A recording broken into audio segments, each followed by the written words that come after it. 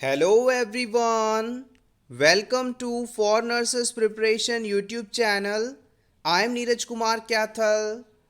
Today is 17 June 2022 and today's important MCQs for upcoming nursing recruitment exams are: first question, to prevent supine hypotension in pregnant mothers, which position should be preferred?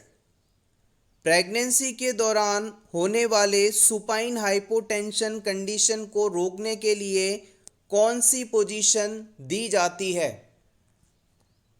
Right lateral, semi Fowler's, left lateral, orthopneic position.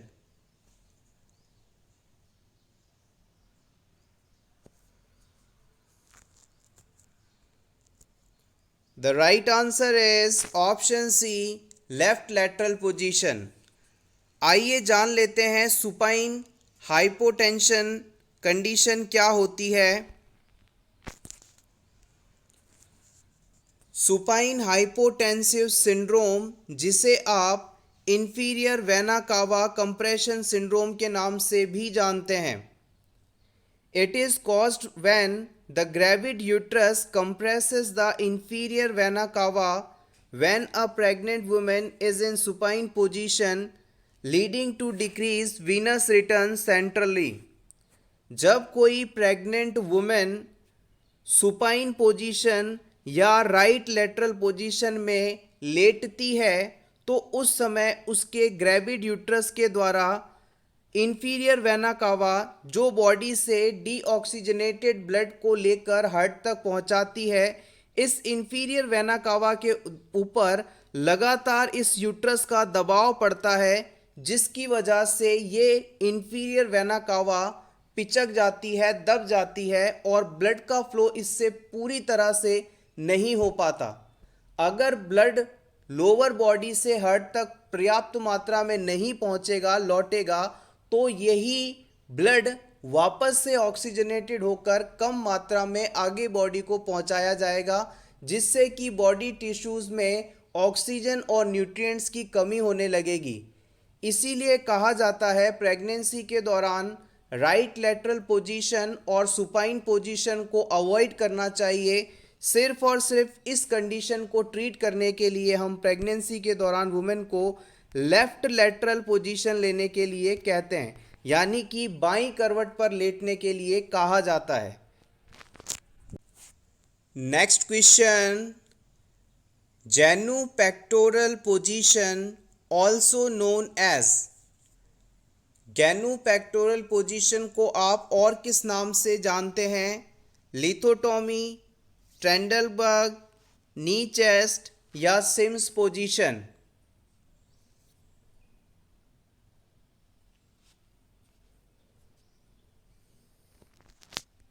The right answer is option C, it is called knee chest position। Genu pectoral position को हम नी chest position के नाम से भी जानते हैं। इस position में पर्सन का जो हेड है और चेस्ट, अपर चेस्ट का जो पार्ट है वो बेड से टच रहता है और फिर उसके जो हिप वाला एरिया है फ्लेक्स्ड रहता है, यानी कि थाइज फ्लेक्स्ड रहती हैं और जो नी है वो बेड पर टच रहता है। पेशेंट कुछ इस प्रकार की पोजीशन में रहता है और उसके दोनों हाथ इस प्रकार से क्रॉस्ड रहते हैं। This is called genu pectoral position और नी चेस्ट पोजीशन। इस पोजीशन का इस्तेमाल गायनेकोलॉजिकल, रेक्टल या यूरोलॉजिकल एग्जामिनेशन या प्रोसीजर्स के लिए इस्तेमाल किया जाता है।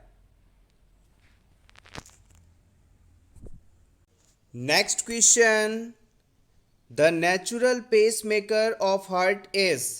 हार्ट का नेचुरल पेस मेकर किसे कहा जाता है? AV node, SA node, Purkinje fibre, bundle of hedge?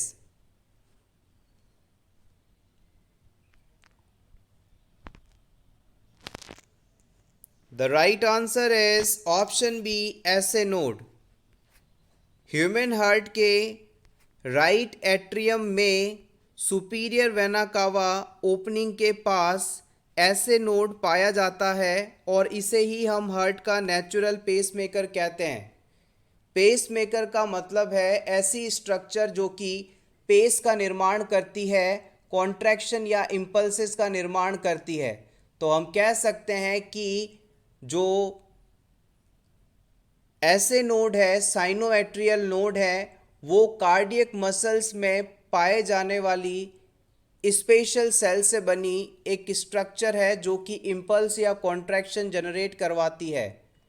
इसी स्ट्रक्चर को हार्ट का नेचुरल पेसमेकर इसलिए कहा जाता है क्योंकि ये 100 बीट्स पर मिनट की दर से कॉन्ट्रैक्शंस जनरेट करवा सकती है।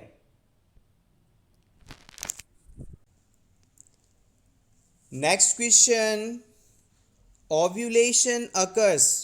ओव्यूलेशन किस दिन होता है? Option A 14 days before next menstruation, option B 1 week after menstruation, option C 1 week before menstruation, option D 28 days after menstruation.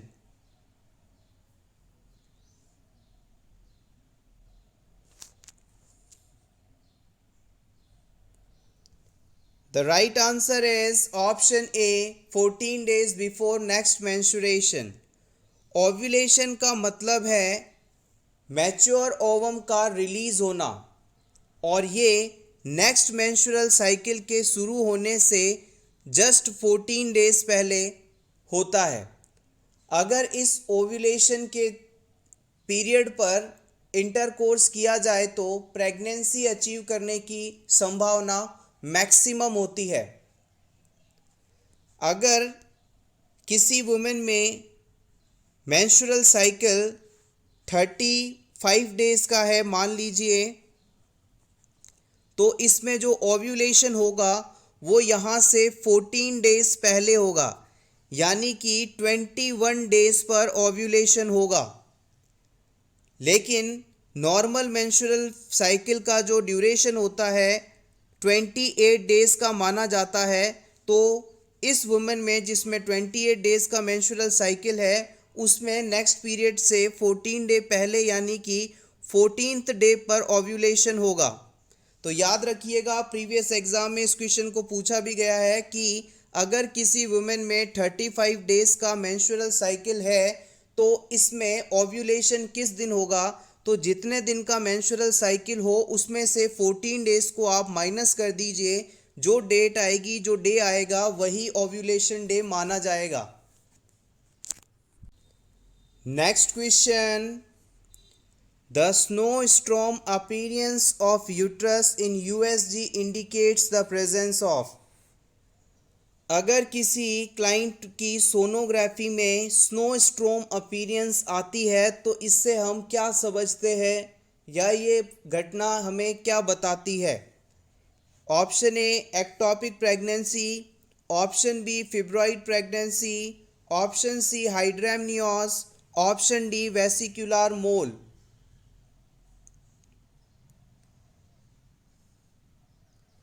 Snowstorm appearance का मतलब है, स्नो का मतलब होता है बर्फ यानी आइस और स्टॉर्म का मतलब होता है थंडर यानी तूफान। यानी कि सोनोग्राफी में बर्फ के तूफान जैसी स्ट्रक्चर अगर दिखाई देती है तो ये आपको क्या कंडीशन होना बताती है? The right answer is option D, snowstorm appearance हमें वेसिकुलर मोल होने के बारे में बताती है। आइए इस कंडीशन के बारे में और रिमेनिंग ऑप्शंस के बारे में कुछ इंपॉर्टेंट पॉइंट्स डिस्कस कर लेते हैं। Hydatidiform, a non cancerous tumour that develop in the uterus as a result of non viable pregnancy. अगर किसी वुमेन के यूट्रस में जो बच्चा है वो नॉन वाइबल हो और इस नॉन वाइबल प्रोडक्ट की ग्रोथ नॉर्मल की तुलना में कहीं ज़्यादा बड़ी हो और डिसऑर्गेनाइज्ड हो, नॉन कैंसरस हो, तो ये कंडीशन हाइडेटिफॉर्म मोल या वेस्क्युलर मोल के नाम से जानी जाती है। नेक्स्ट टर्म है hydramnios. Hydramnios is a condition that occurs when too much amniotic fluid builds up during pregnancy। Pregnancy के दौरान अगर यूट्रस में मौजूद एमनियोटिक फ्लूइड की मात्रा 2000 ml से ज़्यादा हो जाए तो ये हाइड्रेमनियोस या पॉलीहाइड्रेमनियोस नाम से जाना जाता है।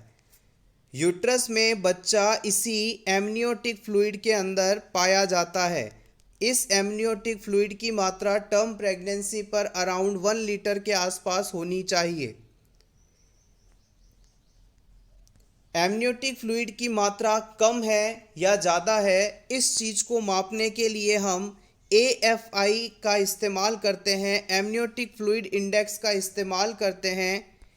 इस एमनियोटिक फ्लूइड इंडेक्स के अनुसार अगर किसी प्रेग्नेंट वुमेन में AFI इंडेक्स की जो वैल्यू है 5 सेंटीमीटर से 15 सेंटीमीटर के बीच हो तो इसका मतलब है कि उसमें एमनियोटिक फ्लूइड की मात्रा नॉर्मल है। अगर इस वुमेन में एमनियोटिक फ्लूइड इंडेक्स यानी AFI 5 सेंटीमीटर से कम हो तो इसका मतलब है ओलिगोहाइड्रेमनियोस कंडीशन है, यानी यहाँ पर जो एमनियोटिक फ्लूइड है वो 200 ml से भी कम है। और अगर AFI इंडेक्स 25 सेंटीमीटर से ज़्यादा हो जाता है तो इसका मतलब है यहाँ पर हाइड्रेमनियोस या पॉलीहाइड्रेमनियोस कंडीशन है, यानी कि जो एमनियोटिक फ्लूइड है वो 2 लीटर से ज़्यादा है। इसके साथ ही ध्यान रखिएगा, अगर किसी प्रेग्नेंट क्लाइंट के यूट्रस से ग्रैप लाइक वेसिकल्स निकलते हैं, अंगूर के दानों के समान स्ट्रक्चर्स अगर निकलती हैं तो हमें ये कंफर्म डायग्नोसिस करवाती हैं कि इस वुमेन में वेस्क्युलर मोल कंडीशन है। याद रखिएगा, grape like vesicles if expulsing from the vagina it shows confirmatory diagnostic finding for vesicular mole condition. यहाँ पर फिब्रॉइड्स इन प्रेगनेंसी टर्म दी गई है। फिब्रॉइड्स क्या होता है? फिब्रॉइड्स बेसिकली यूट्रस में नॉन कैंसरस ग्रोथ होती है जो कि यूट्रस के आसपास के एरिया में हो जाती है। इस फिब्रॉइड्स का साइज अलग अलग हो सकता है। कई बार इन्हें हम मायोमास या लियोमायोमास के नाम से जानते हैं। इन फिब्रॉइड्स के होने पर वुमन में कोई भी एक्स्ट्रा सिम्टम्स नहीं देखे जाते। Next question, in the demographic cycle at which stage does India stand at present? Demographic cycle में भारत अभी किस स्टेज में है? High stationary, late expanding, early expanding, low stationery?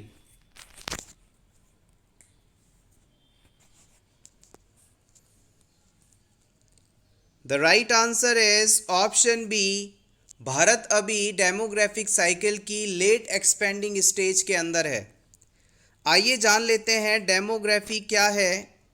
Demography is the study of human population, their size, composition, distribution across spaces and the process through which population change. Demography शब्द का simple meaning आप याद रखें कि human population का अध्ययन, जनसंख्या का अध्ययन डेमोग्राफी कहलाता है। और इस डेमोग्राफी के अंदर किसी विशेष जगह पर कितने लोग रहते हैं, कैसे लोग रह रहे हैं और किस जगह पर किस समय कितना पॉपुलेशन चेंज देखा गया, इन सभी बातों को हम स्टडी करते हैं। डेमोग्राफिक साइकिल में बर्थ, डेथ और माइग्रेशन, जन्म, मृत्यु और एक स्थान से लोगों का दूसरे स्थान पर शिफ्ट होना डेमोग्राफी को प्रभावित करने वाले सबसे बड़े कारण माने जाते हैं। आइए बात कर लेते हैं कि डेमोग्राफिक साइकिल की थर्ड स्टेज, जिसे आप लेट एक्सपेंडिंग स्टेज के नाम से जानते हैं, इसमें होता क्या है? Death rate declines still further and birth rate tends to fall but population tends to grow as a birth rate supersedes the death rate. but rate of population growth decelerates. Demographic cycle की third stage में भारत है और इस समय भारत में जो death rate है वो डिक्रीज हुई है। भारत में जो बर्थ रेट है वो भी डिक्रीज हुई है, लेकिन बर्थ और डेथ रेट दोनों के डिक्रीज होने के बावजूद भी भारत की जो जनसंख्या है, पॉपुलेशन है, वो नॉर्मल की तुलना में लगातार बढ़ती ही जा रही है। इसका कारण ये है कि जिस रेट से डेथ रेट कम हुई है उस रेट से थोड़ा ज़्यादा पॉपुलेशन यानी बर्थ रेट बढ़ी है। इस कारण से भारत में अभी भी जनसंख्या बढ़ रही है, लेकिन ओवरऑल देखा जाए तो भारत में पॉपुलेशन ग्रोथ रेट जो है वो पहले की तुलना में थोड़ी कम हुई है। आप चाहें तो इसका स्क्रीनशॉट ले सकते हैं। डेमोग्राफिक साइकिल कम्युनिटी से इंपॉर्टेंट है। Next question, ripening of cervix occurs during which stage of labour? Labour की किस स्टेज में सर्विक्स परिपक्व होता है, तैयार होता है डिलीवरी के लिए? फर्स्ट, सेकेंड, थर्ड या fourth?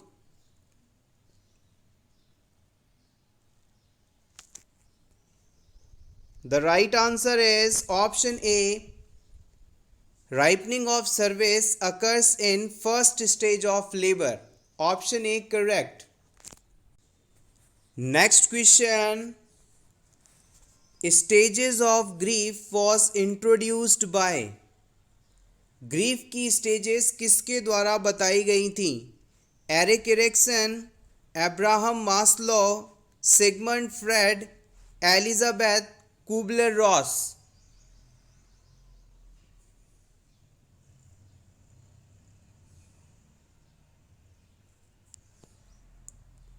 The right answer is option D, Elizabeth Kubler-Ross।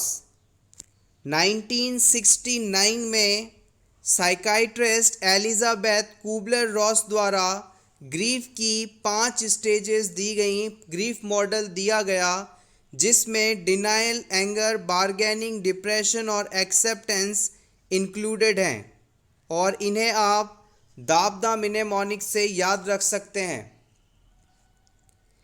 Eric Erikson, जो कि एक बहुत ही इम्पॉर्टेंट और फेमस नाम है, एग्ज़ाम में भी यहाँ से अक्सर इस चीज़ को पूछा जाता है कि psycho social theory of personality development किसके द्वारा दी गई थी, तो आप बताएंगे एरिक इरिक्सन के द्वारा।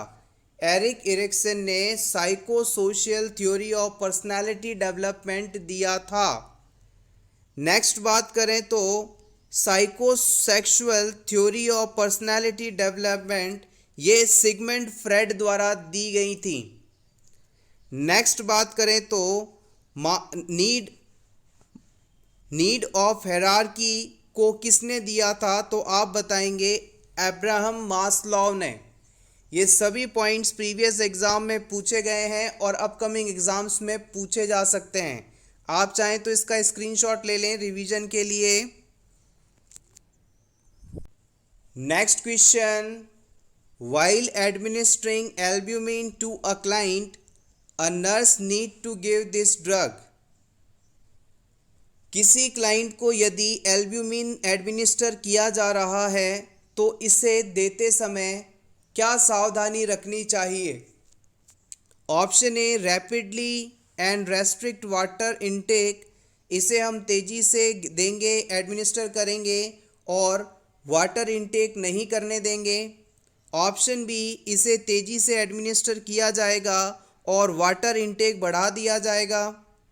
ऑप्शन सी, इसे स्लोली एडमिनिस्टर करना है और वाटर इनटेक बढ़ा देना है।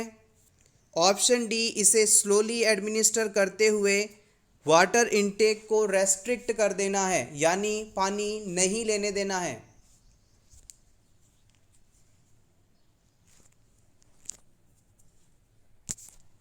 The right answer is option D, slowly and restrict the water intake। जब भी हम किसी पर्सन में एल्ब्यूमिन प्रोटीन का एडमिनिस्ट्रेशन करते हैं तो इस सिचुएशन में हम इसे बिल्कुल धीरे धीरे एडमिनिस्टर करते हैं। साथ ही पेशेंट को ये स्ट्रिक्ट इंस्ट्रक्शंस दिए जाते हैं कि जब तक ये एल्ब्यूमिन प्रोटीन ट्रांसफ्यूज़ हो रहा है आप बिल्कुल भी पानी नहीं पिएंगे। इन दोनों चीज़ों के पीछे जो रैशनल है वो ये है कि एल्ब्यूमिन का थेराप्यूटिक इफ़ेक्ट उसी समय बेहतर आता है जब आप इसे स्लो एडमिनिस्ट्रेशन करें और वाटर इनटेक उस दौरान बिल्कुल नहीं होना चाहिए। Next question, most important aspect of hand washing. Previous exam में इस क्वेश्चन को पूछा गया है, इम्पॉर्टेंट है। हैंड वॉशिंग का सबसे इम्पॉर्टेंट एस्पेक्ट क्या होता है? Time, type of soap, surface tension या friction?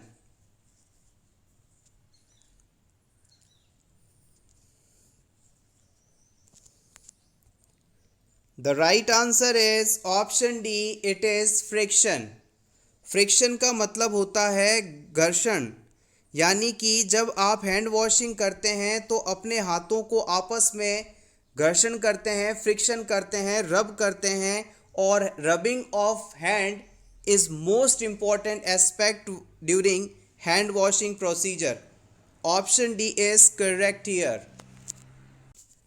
Next question, a lethargic patient has fever, vomiting, headache. The nurse has to prepare him for which of the following procedure? किसी lethargic patient में fever, vomiting और headache है तो आप इस patient को किस प्रोसीजर के लिए प्रिपेयर करेंगे? Blood culture, lumbar puncture, CAT scan, ultrasound scan?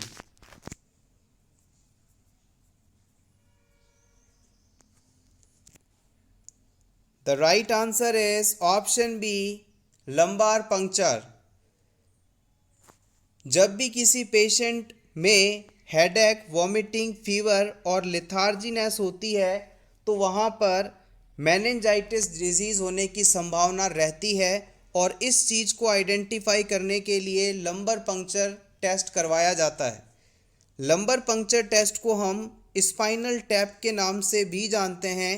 इस टेस्ट के अंदर हम पेशेंट की स्पाइनल कैनाल के अंदर एक निडल इंसर्ट करके सीएसएफ का सैंपल, सेरिब्रोस्पाइनल फ्लूइड का सैंपल कलेक्ट करते हैं और ये पता करते हैं कि इस पेशेंट में ब्रेन और स्पाइनल एरिया के अंदर कोई डिजीज़ कॉजेटिव माइक्रो ऑर्गेनिज्म तो नहीं जिसके कारण वहाँ पर मेनिंजाइटिस डेवलप हुआ हो।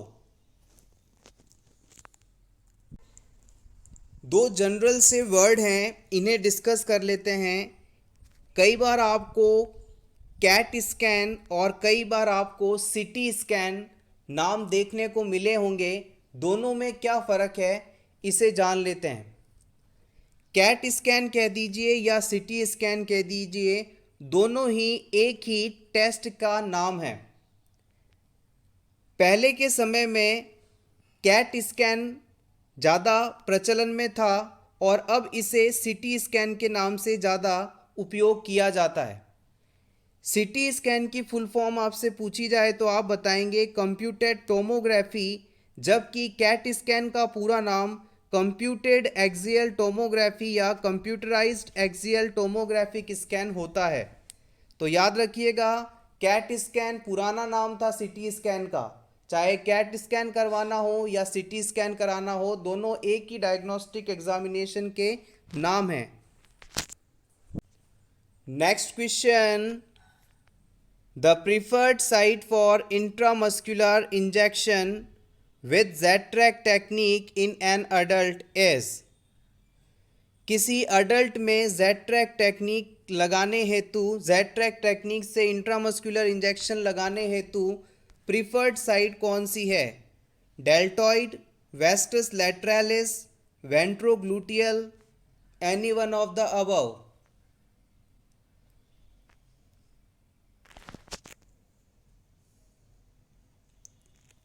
The right answer is option C, ventrogluteal.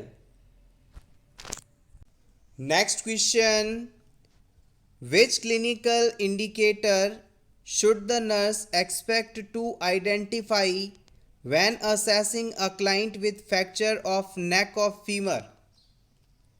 किसी पेशेंट में फीमर बोन के नेक वाले एरिया में फ्रैक्चर होने के बाद कौन सी फाइंडिंग आपको देखने को मिलेगी, ये आपको बताना है। Option 1 adduction with internal rotation, option 2 abduction with external rotation, option 3 shortening of affected extremity with external rotation, option 4 lengthening of affected extremity with internal rotation। इस क्वेश्चन का मॉडिफाइड फॉर्म प्रीवियस एग्जाम में पूछा गया है, upcoming exams के लिए important है। Simply आपको ये बताना है कि अगर किसी पेशेंट की फीमर बोन फ्रैक्चर हो जाए तो इस फ्रैक्चर्ड लेग को देखने पर ये कैसा दिखाई देगा। The right answer is option 3।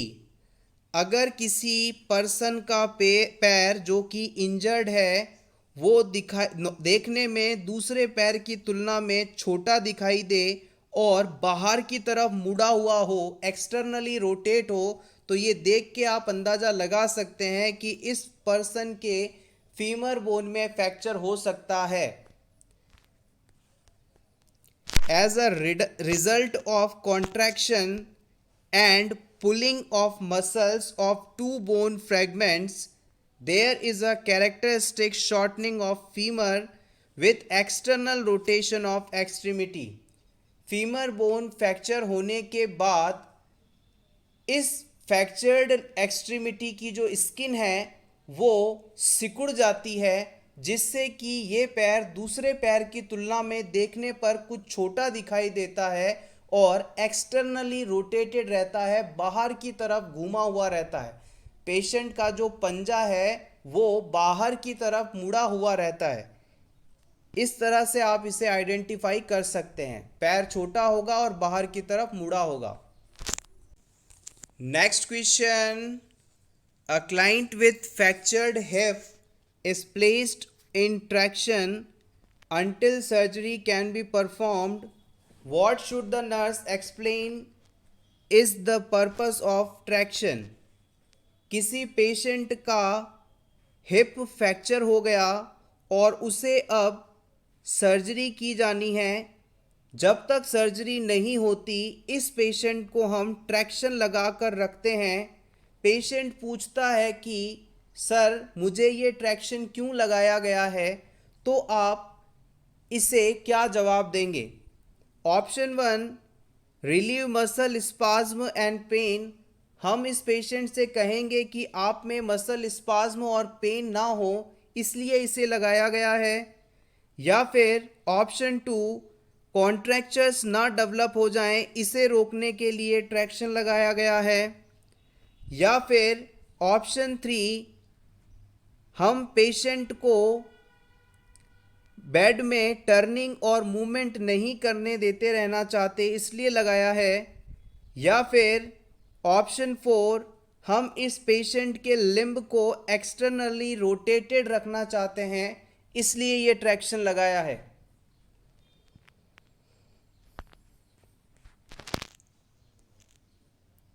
The right answer is option 1 relieve muscle spasm and pen.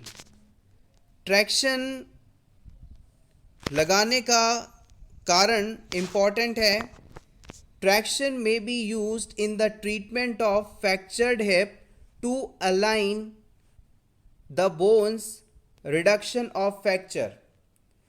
किसी भी फ्रैक्चर्ड एक्सट्रीमिटी में ट्रैक्शन लगाकर हम उस फ्रैक्चर्ड एक्सट्रीमिटी की बोन का अलाइनमेंट मेंटेन करते हैं, उसे एक निर्धारित सही डायरेक्शन में सही पोजीशन पर रखते हैं, उसकी मूवमेंट को रिड्यूस करवाते हैं।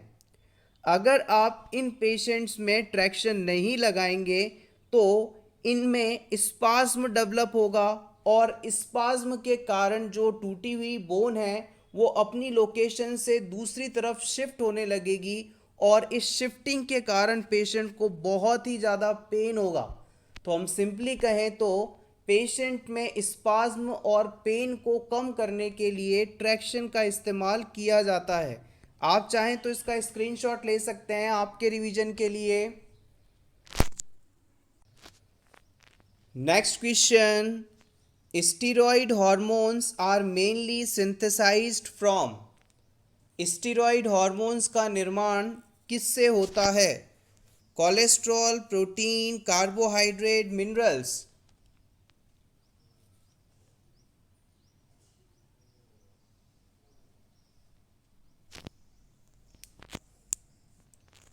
The right answer is option A, cholesterol.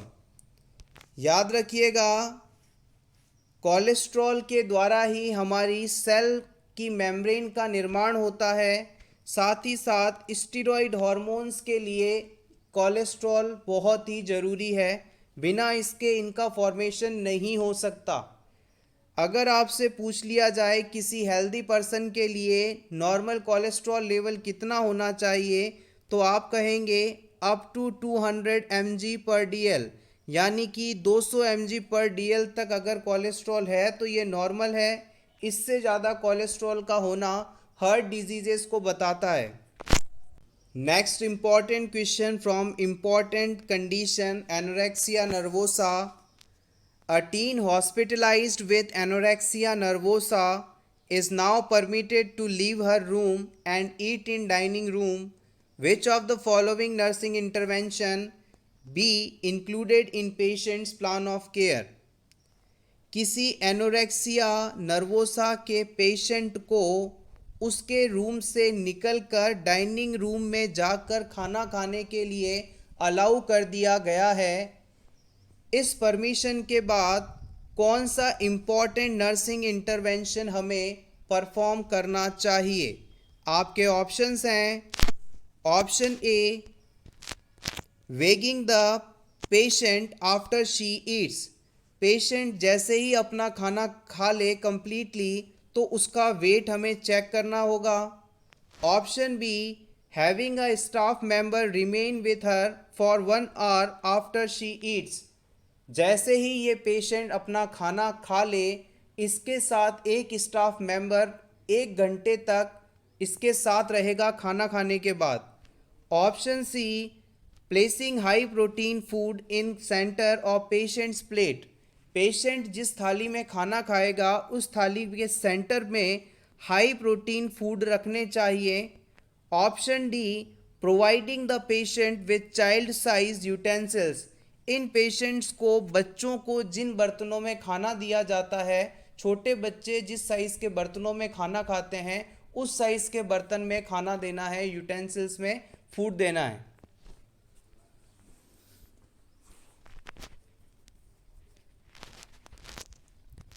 The right answer is option B.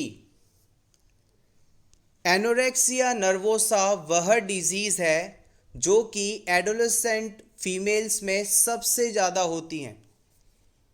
इस डिजीज़ से सफरिंग वुमेन ये मानती है कि उसे अपना वेट कम से कम रखना है, चाहे वो कितनी भी अंडरवेट हो, शरीर में पतली दुबली हो, उसे ऐसा लगता है कि वो बहुत ही ज़्यादा हेल्दी है, मोटी है। वो मिरर में जब अपने आप को देखती है तो उसे लगता है कि खाना खाने के बाद मेरा वेट खाना खाने से बहुत बढ़ रहा है, मेरी बॉडी बल्जिंग हो रही है। तो उसे हमेशा अपने वेट को लेकर काफ़ी ज़्यादा स्ट्रेस रहता है।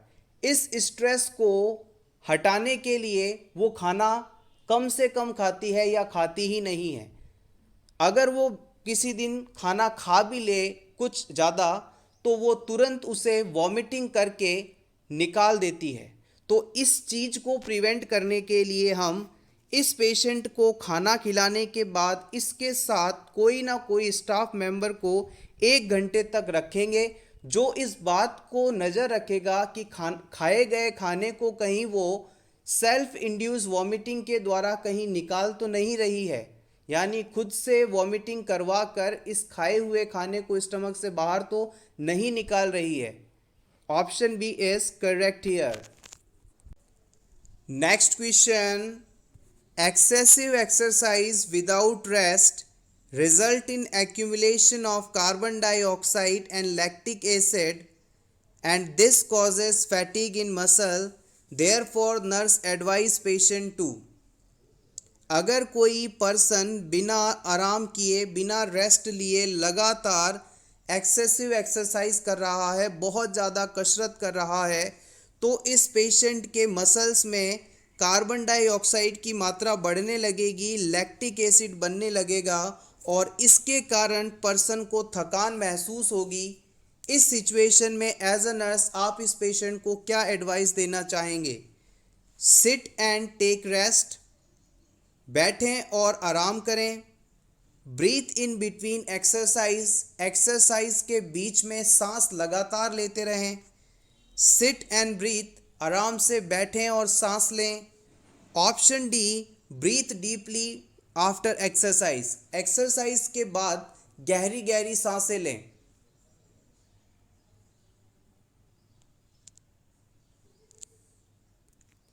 The right answer is option C, sit and breathe.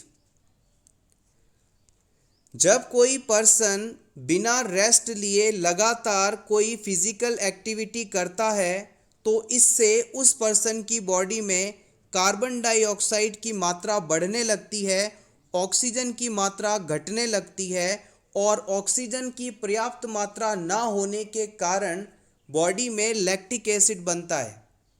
अगर हमारी बॉडी में पर्याप्त मात्रा में ऑक्सीजन ना हो और बॉडी मसल्स ऑक्सीजन के अभाव में लगातार काम कर रहे हैं तो वहाँ पर लैक्टिक एसिड का प्रोडक्शन होगा, एनएरोबिक रेस्पिरेशन होगा और मसल्स में थकावट महसूस होगी। तो इस चीज़ को ठीक करने के लिए हम पेशेंट से कहेंगे कि आप एक्सरसाइज के दौरान बीच बीच में ब्रेक लें, बैठें और गहरी गहरी सांसें लें। इससे कि बॉडी में ऑक्सीजन की मात्रा नॉर्मल होने लगेगी, कार्बन डाइऑक्साइड बॉडी से एक्सट्रैक्ट आउट कर दी जाएगी और ऑक्सीजन बढ़ते ही एरोबिक रेस्पिरेशन शुरू होगा, लैक्टिक एसिड का फॉर्मेशन भी कम हो जाएगा और मसल्स में जो थकान या फैटीग हो रही थी वो भी ठीक होने लगेगी। Next question, Which of the following lifestyle factors is most closely related to bladder cancer? कौन से लाइफस्टाइल फैक्टर्स ब्लैडर कैंसर को कॉज करवा सकते हैं, रिस्क फैक्टर हैं? Sedentary lifestyle, drinking 2 bottles of cola daily, smoking 2 packs of cigarettes daily, living in an industrial area.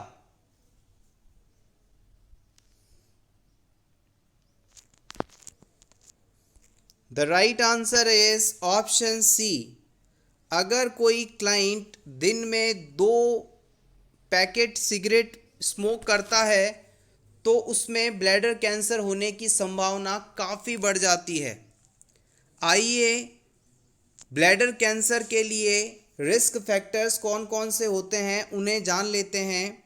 Exposure to industrial chemicals like arsenic and radiation, अगर कोई व्यक्ति लगातार arsenic जैसे इंडस्ट्रियल केमिकल्स या रेडिएशन के संपर्क में रहता है तो उसे ब्लैडर कैंसर हो सकता है। ब्लैडर कैंसर के लिए cigarette smoking most common cause माना जाता है। Smokers are 4 to 7 times are more likely to develop bladder cancer than non smokers, जो लोग स्मोकिंग करते हैं उनमें ब्लैडर कैंसर होने की संभावना 6 से 7 गुना ज़्यादा होती है as compare to non smokers. इसके अलावा अगर पर्सन की जो एज है वो 65 ईयर या इससे ज़्यादा है तो वहाँ पर ब्लैडर कैंसर हो सकता है। तो हम कह सकते हैं एडवांस एज में be the risk factor. Gender के हिसाब से भी males are 3 to 4 times more chances, male के अंदर ब्लैडर कैंसर होने की संभावना 3 से 4 गुना ज़्यादा होती है एज़ कम्पेयर टू फीमेल्स। इसके अलावा पर्सनल और फैमिली हिस्ट्री पर भी ब्लैडर कैंसर निर्भर करता है। Next question, largest cranial nerve in human body is? Human body की लार्जेस्ट क्रेनियल नर्व कौन सी है? Vagus, abducent, trigeminal, olfactory.